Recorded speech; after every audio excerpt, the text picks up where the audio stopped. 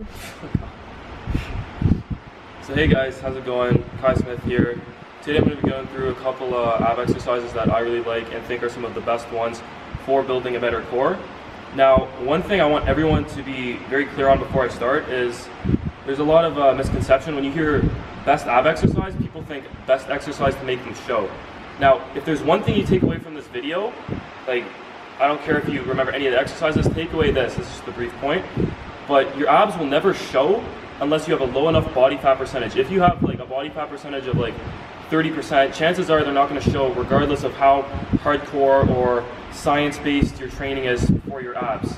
So without any more talking, or without further ado, I'm going to show you guys my top 5 ab exercises, 3 mainly focused on just like center part of your abs and the whole core, and then 2 focused primarily on the obliques. So hey everyone, welcome to the voiceover portion of the video. Just going to be talking about which exercises I'm doing in this and how to properly execute them with good form. Now of course I'm no expert, so some of this may be contrary to what most people, or to what some people believe. So yeah, just putting that out there. Anyway, yeah, this is a side plank. Main thing for this, just kind of keep your body in line, so you don't want your butt to be too far back or to line with your shoulder. You should keep your forearm and shoulder at like a 90-degree angle. That's how I usually do it, and really focus on contracting the obliques in the middle of your body so that you're not sagging in the middle. That's going to be really important for properly feeling the contraction for your obliques. Next exercise here is just plank. For this, you don't want to be sagging in the spine area because that can make it hard on your body. You want to keep your entire body kind of hollowed out like that, so like you don't want to be sagging is the main thing. Keep your butt squeezed to a certain extent, and you can keep your arms and shoulders in line, or kind of turn your hands a bit more in. You want to keep your head down in kind of like a neutral position like this. You don't want to be craning your neck up. I do kind of look over to the side to check my form every once in a while, but I don't try not to make a habit of it, otherwise you can strain yourself. Now this one are just like oblique twists, so these are the other ones that are good for obliques. These you can do at home with just like any sort of kind of bar or broom, even if you take the end off. Now with these, you want to twist side to side with it and keep your hips forward and your head forward as much as you can. Now, I'm not going to lie, my range of motion isn't the best on these, so as you can see, I'm not turning quite as much as I maybe should. So if you guys can, fully twisting to one side and contracting one side of your obliques is better. Now, this is the ab rollout. You can do this with a normal wheel as well. I just did this because it was convenient with the bar here.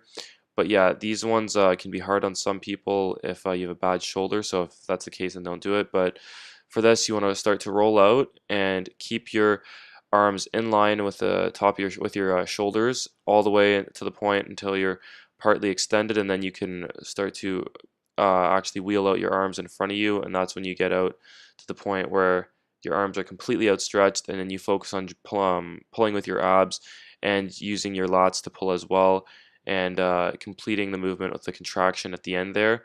So when done properly, it's a pretty good exercise.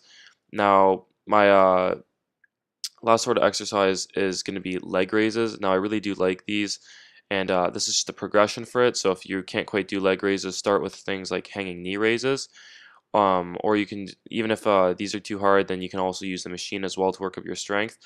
But yeah, key things for all of these is you're going to want to be tilting the hips slightly when you contract your abs, so you don't want to just be raising your legs straight forward, because otherwise you can put a lot of pressure on your hip flexors. So you want to be tilting your hips with the movement as well.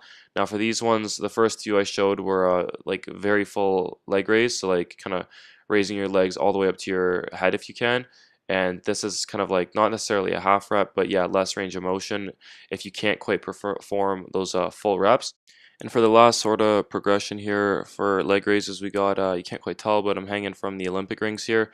And this makes it a lot harder since it's a less stable base, since you're obviously hanging, and takes a lot more core utilization in order to prevent yourself from swinging. And one big thing for leg raises as far as exercises, guys, is if you're swinging, chances are you don't have enough strength, or you're become fatigued. So that means that it's either time to stop the reps or switch to an easier exercise.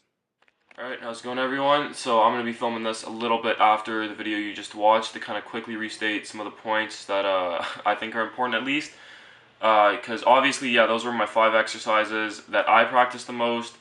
as far as training my abs, and I don't train abs as often as people may think. Like, I do abs like at most like 3 times a week, but usually like just once or twice on like my leg day or something like that.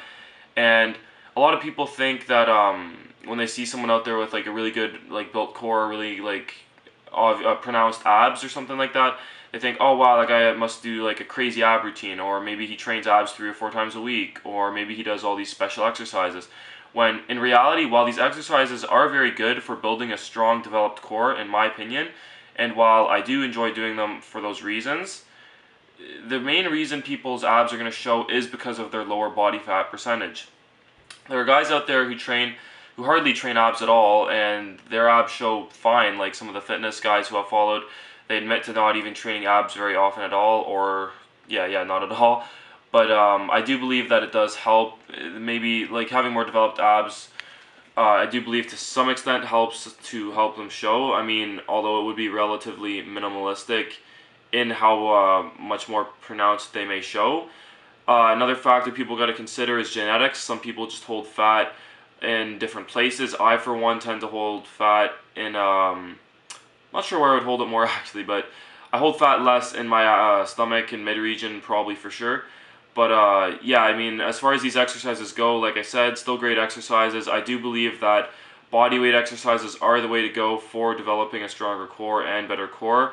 Not that the machines don't work and it's not like they're a waste of time or anything, but it's the same sort of aspect as using like the Smith machine for chest.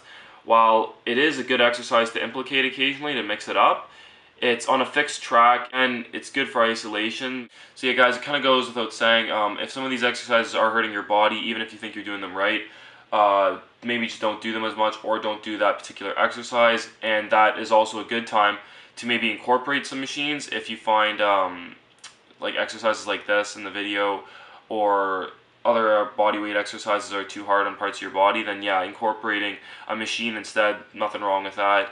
But yeah, I do believe body weight exercises, it's better to go in an abundance with them when training abs, in my opinion. I know I talk a lot in my videos, it's because I do like them to be informative, but last point quickly is that, yeah, just to add on to that whole idea of you don't necessarily have to train abs to have developed abs, because if you're doing things like your 3 main lifts, like your squat, your deadlift, and your bench, if you properly brace your core for all of those lifts, chances are you're getting still a pretty decent ab workout or core workout in. And also for your other body weight exercises like push-ups, pull-ups, anything like that, you're using your core the whole time to stabilize your body.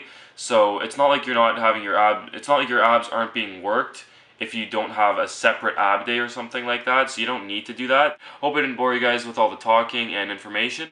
Alright, so yeah, that's all for now, so take it easy guys, see you in the next video.